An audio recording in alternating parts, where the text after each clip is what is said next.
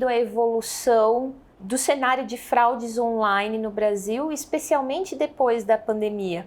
Pensando em pandemia, quando houve a migração para canais digitais, o boom da tecnologia foi acionado, né? Então, a partir do momento que a gente imagina que todos frequentavam seus escritórios e a partir do momento que essas pessoas que tiveram que se reestabelecer dentro das suas casas, suas residências, não tendo contato social e utilizar tecnologias, tanto mobile quanto um notebook, né, o seu aparelho doméstico, usando seus aparelhos domésticos para iniciar ali o seu trabalho, seu dia a dia de trabalho, a gente imagina uma situação onde tanto as pessoas boas quanto as pessoas que cometem fraudes, cometem lavagem de dinheiro, também começaram a migrar. Então aquela pessoa que clonava cartão em maquineta, hoje em dia ele faz uma clonagem de um site e tenta estabelecer informações ou conseguir informações de maneira ilícita para cometer uma fraude, para cometer um abuso ou qualquer tipo de irregularidade para ganho financeiro. Então, quando a gente coloca a situação de reclusa social, a gente traz uma situação onde as pessoas precisaram pensar novamente sobre como eles iriam tomar de ações para conseguir fazer o seu dia a dia. Então, fazer compras, sacar dinheiro, não precisa sacar dinheiro, que eu tenho meu cartão de crédito, eu posso usar numa compra, eu posso utilizar do meu aplicativo bancário para fazer uma TED, um Pix, um DOC. Quando a gente traz para esse mundo, a gente enxerga que realmente os fraudadores, eles ampliaram o seu foco de atuação. Um deles é a parte de engenharia social, ou seja, eles utilizam-se ali de dados, por exemplo, que conseguiram em redes de relacionamentos, em Facebook, em Instagram, para captar essas informações e criar, por exemplo, um perfil falso, solicitar dinheiro para parentes e amigos, e aí basicamente lavar esse dinheiro de uma maneira com que eles venham a utilizar num outro momento. Então, migrar para um mundo onde eu consigo fraudar para, no final das contas, lavar o dinheiro. Tem essa convergência entre prevenção a fraudes e prevenção a lavagem de dinheiro. Se as áreas hoje não se conversarem, não tiverem ali uma estratégia bem apurada, na operação a gente vai identificar diversas falhas. E essas falhas, elas estão desde o início do processo, onde a gente vai catetizar as pessoas de maneira educacional sobre os nossos correntistas, para elaborar a melhor estratégia e tomar uma decisão final entre aceitar um onboarding, aceitar uma transação, aceitar ali um fluxo diferenciado, né, de prevenção a fraudes, prevenção à lavagem de dinheiro convertido. Agora, falando mais especificamente sobre engenharia social, quais são os fatores que levaram a esse aumento deste tipo de golpe? O principal fator foi realmente a migração para o digital, né? Então as empresas agora, elas precisam utilizar-se do digital para realmente trabalhar, né? Sobreviver. Então, a partir do momento em que a gente tem ali as ações relacionadas a uma população que não tinha contato com o celular, com a tecnologia, e eles começam a utilizar, você tem ali pessoas que identificam essa fragilidade e tomam ações para conseguir ali, por exemplo, um acesso. Então, a gente tem ali o time das pessoas, né, da terceira idade, que não tinha realmente acesso ali a um celular. A partir do momento em que o banco ele estipula que você precisa ter um aplicativo para efetivar um Pix, para comprar uma roupa, para efetivar compras na internet, e essa pessoa tem ali uma ferramenta absurda, né, que o céu é o limite, ela consegue fazer empréstimos, ela consegue fazer transferências utilizando ali o aplicativo, e a partir do momento que o fraudador identifica, ou o lavador de dinheiro, né, a pessoa que vai cometer ali o ato ilícito, ele identifica essa fragilidade, ele vai tentar persuadir essa pessoa para passar, por exemplo, os dados bancários. Então, usuário, senha, ele vai se passar por uma pessoa, por exemplo, um gerente de relacionamento do banco, solicitando informações para efetivar um Pix, coisas que já aconteceram. Então, basicamente, um exemplo prático, a minha sogra, ela recebeu uma ligação, né, um WhatsApp, como se passando por minha esposa, pedindo dinheiro, falando que ia pagar só uma conta, mas preciso pagar uma conta. e basicamente o fraudador passou o número de uma conta, né, de um Pix, e ela efetivou ali o pagamento achando que era minha esposa. Esse tipo de exemplo acontece na prática com várias pessoas, inclusive o espeto de pau, né? Aconteceu comigo. A partir do momento em que ela não buscou informações, ou seja, ela não foi catequizada a entender que quando ela recebe uma solicitação de numerário, ela precisa falar. A gente mora no mesmo edifício e ela não falou com a minha esposa, ela não falou com a sua filha para entender se era ela mesma que estava precisando do dinheiro para pagar uma conta. E do lado dos provedores de serviços financeiros, o que está sendo feito em termos de uso de tecnologia para coibir ou reduzir esse tipo de ocorrência de golpe de engenharia social? As empresas estão se capacitando ainda mais, né? Então, a partir do momento que você vê o número de custo operacional, que é a despesa bruta ali de fraude acontecendo, as empresas estão sendo autuadas, né? Se por um lado a gente tem ali o correntista sendo lesado, por outro lado a gente tem o regulador também atuando de maneira muito forte. Então, a gente tem instituições como COAF, Bacen, que eles estipulam ali processos que devem ser seguidos, e desses processos, caso uma instituição financeira não atenda, né, aquele processo, ela é autuada. Então, aplicando multas ou aplicando ali ações no qual vão lesar a marca da empresa. Então, não só eles estão perdendo dinheiro, mas sim a marca da empresa, ela está sendo colocada de uma maneira negativa no mercado, uma empresa que frauda, uma empresa que toma fraudes ou que recebe lavagem de dinheiro. Então, as empresas estão se capacitando sim, tanto em soluções quanto soluções de software, quanto soluções baseadas em conhecimento humano. Então, fraude tem muito do feeling, você identificar ações perante, por exemplo, a modelagem analítica, identificar ali um score de modelo que eu identifiquei como um score alto, né, pensando ali na abordagem baseada em score de risco.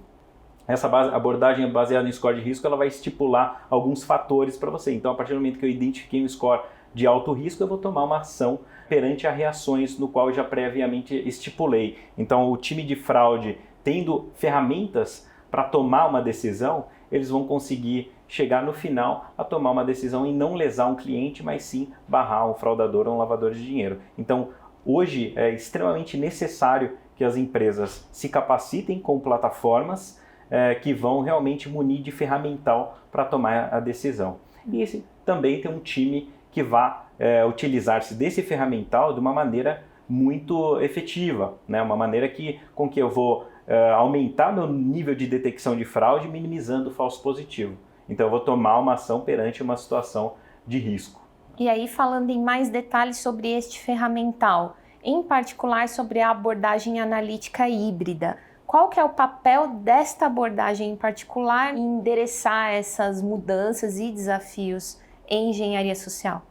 Respondendo de maneira prática, é uma técnica muito apurada e que vai envolver diversos indicadores. Então, a abordagem analítica híbrida, ela traz o poderio, né, para a instituição financeira para identificar as regras de negócios, né, aplicar as regras de negócio, atribuir analytics para você identificar ali as anomalias que estão perante ao seu negócio, identificando ali mineração de textos. Então eu vou minerar textos para identificar, por exemplo, uma notícia negativa. Eu tenho ali um onboarding, né, um recebimento de uma nova solicitação de abertura de contas. Eu preciso analisar se aquele CPF ou CNPJ ele é fidedigno. Então eu consigo fazer uma busca na internet, identificando ali em diversos canais se aquela notícia, por exemplo, é uma notícia positiva ou negativa. Então, através de técnicas de text analysis, né? Então eu vou identificar ali dentro do texto informações no qual eu vou atribuir a um score de risco também para a text analysis e tomar uma decisão.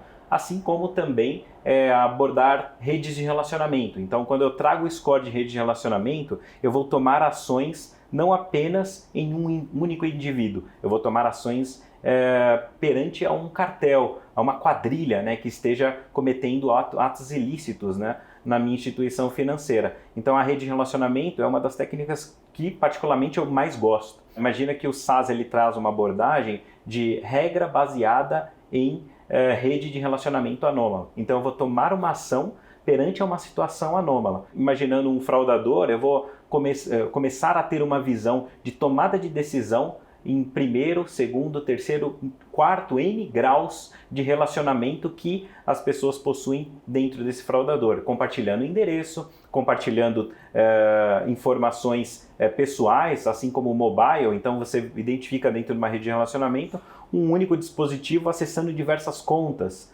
Então eu consigo tomar uma ação perante a todas essas contas que tiveram acesso ali num dispositivo que praticamente esteja ali cometendo algum ato ilícito. Assim como também todo o poderio analítico, né? Então quando a gente coloca o poderio analítico eu aplicar técnicas de machine learning, de deep learning, para identificar de maneira preditiva uma situação anômala e já tomar uma ação antes mesmo que a fraude ocorra. Sobre agora, falando da modernização do sistema financeiro como um todo, né? A gente tem aí várias frentes que o Banco Central está liderando, incluindo o Pix, o Open Finance. Em específico sobre o Open Finance, que está completando aí 2 anos no Brasil, como que essa abordagem pode ajudar empresas a endereçar esses desafios em engenharia social em específico? O ferramental que nós comentamos anteriormente, a parte de software, ela vai trazer conexões em diversos sistemas e diversas análises de dados. O Open Finance ele vem como mais uma informação ímpar para tomar uma decisão se eu vou aceitar aquele novo onboarding, por exemplo, ou não. Então a abertura de uma nova conta ela terá uma análise um pouco mais apurada. Eu sei o comportamento do Mauro dentro da minha instituição financeira, mas eu não sei qual é o comportamento do Mauro em outra instituição financeira no qual realmente ele já tem relacionamento. O Open Finance ele vem para trazer essas informações de maneira conjunta. Então, se as instituições financeiras, esse era um questionamento antigo, se as instituições financeiras compartilhassem dados, a gente ia conseguir minimizar ao máximo o número de fraudes que ocorrem.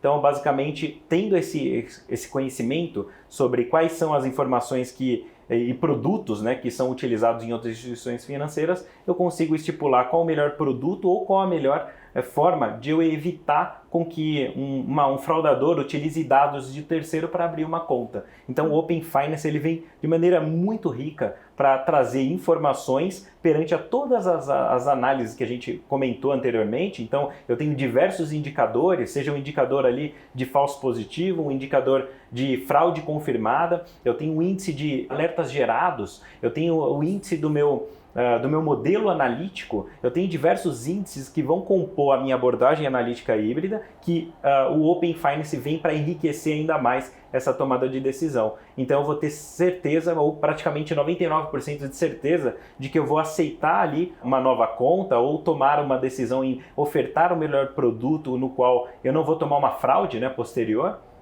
para um novo entrante. Então a abordagem que o SaaS ele traz para a gente tomar esse tipo de ação é uma abordagem conjunta. Então eu vou unir diversos fatores com conhecimentos de especialistas, então um estatístico, um matemático e uma pessoa que conhece do negócio. Então você atribuir o ferramental, pessoas que conhecem ali tecnicamente as funções, juntamente com conhecimento de negócio, a gente vai conseguir extrair qual o melhor resultado e tomar a melhor decisão. É a decisão que não seja fraude, que não seja inferir ali, que seja que um cliente, um cliente bom, que esteja efetivando, por exemplo, uma compra, não seja lesado no momento de efetivar essa compra e barrar o fraudador.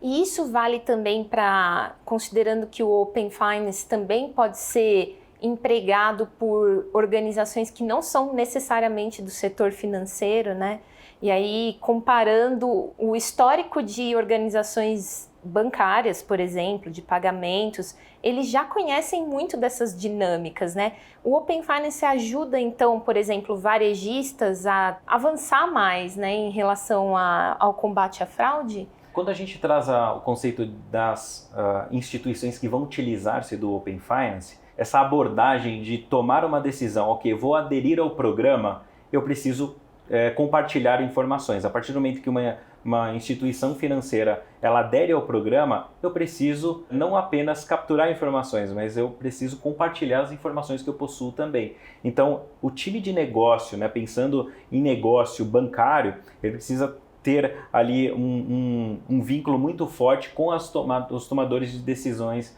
das organizações, porque no final das contas, quando a gente toma uma decisão perante a aderir a esse tipo de programa, a gente precisa entender que as outras instituições terão acesso às minhas estratégias de negócio.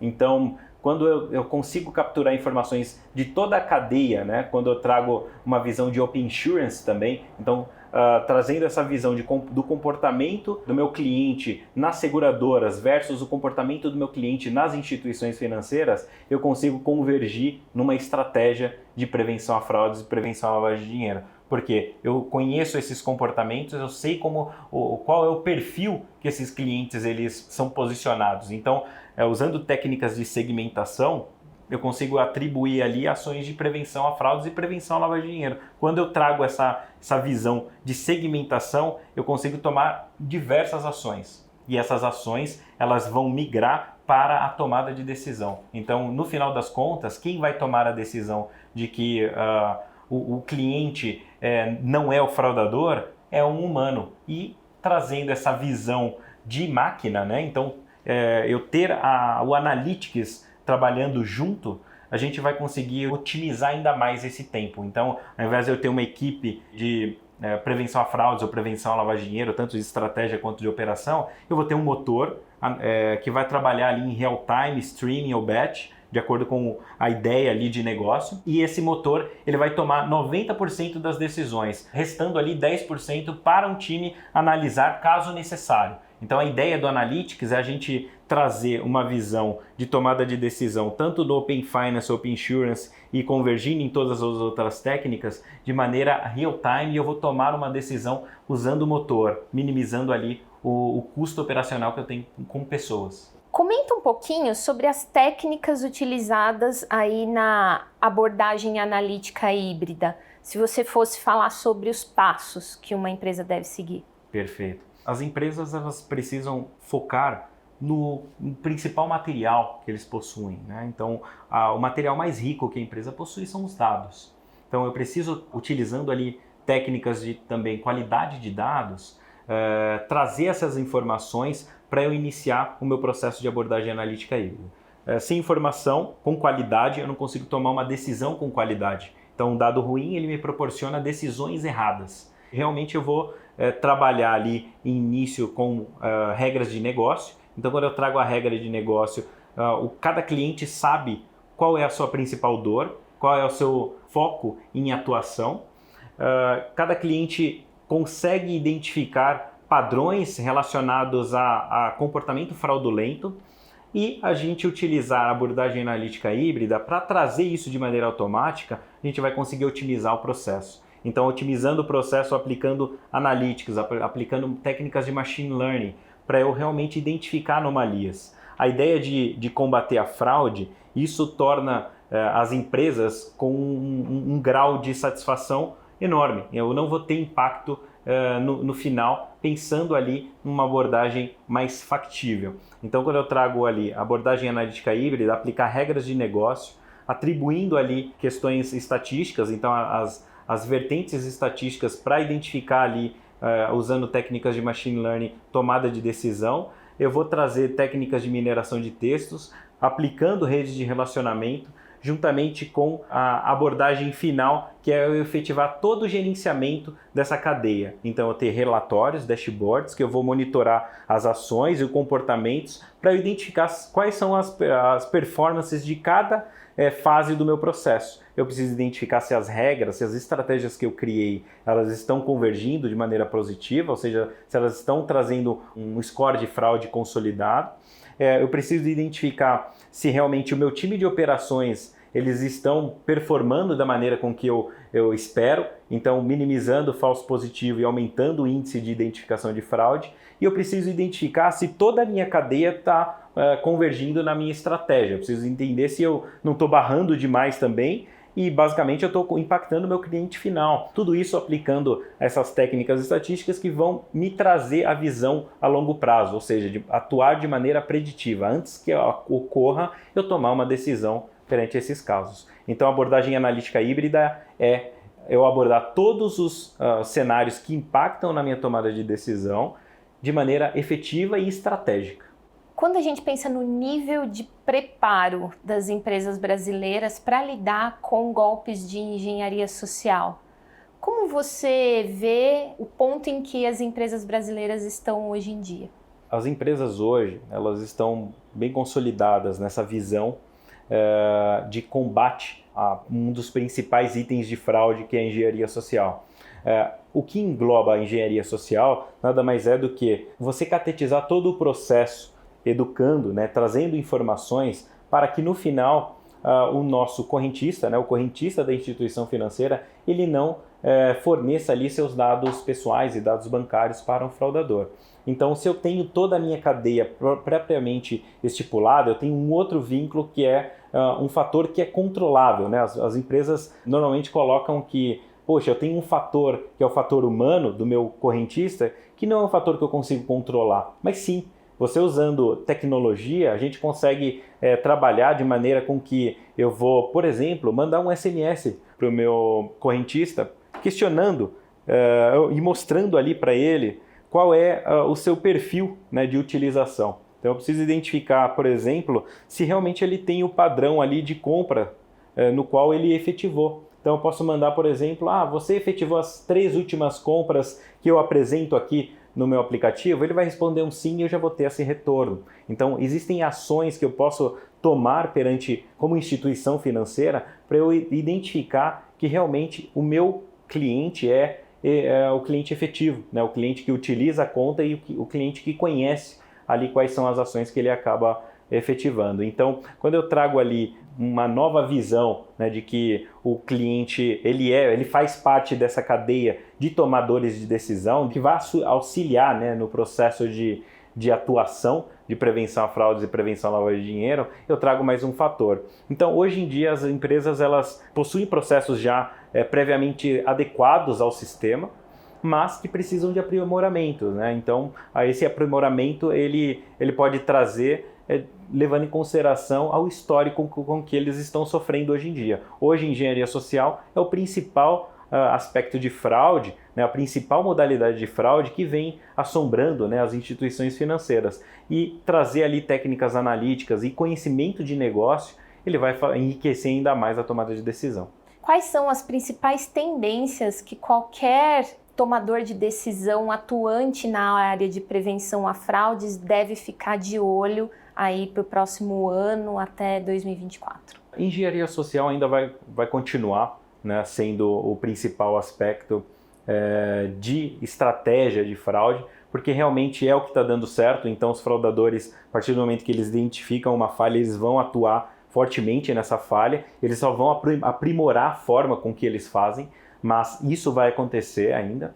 Atuações no digital. Então o digital ele entrou para ficar. Então a gente não tem ali um retrocesso no qual as empresas estão voltando de maneira híbrida, né? Pessoas que vão no banco para efetivar pagamento de contas. Isso vai continuar porque realmente mostrou a facilidade para as pessoas de diversas classes e de diversas idades, né? Qual é a facilidade de você utilizar um celular e pagar um Pix, pagar uma pipoca com Pix, né? O exemplo do pipoqueiro, bem colocado como no Banco Central, né? Para popularizar o Pix. Essa ideia de digital ela vai continuar muito forte. Então, as empresas precisarão ter esse foco em investimento de prevenção a fraudes, investimento em tecnologia, para continuar combatendo índices de fraude. Engenharia social é apenas uma parte do iceberg, né? A gente tem uma visão muito ampla de que todas as modalidades de fraude, como skimming, fraud application, são ações no qual a gente vai conseguir munir de informações o meu motor para tomar a decisão de maneira automática e tomar a decisão de maneira efetiva.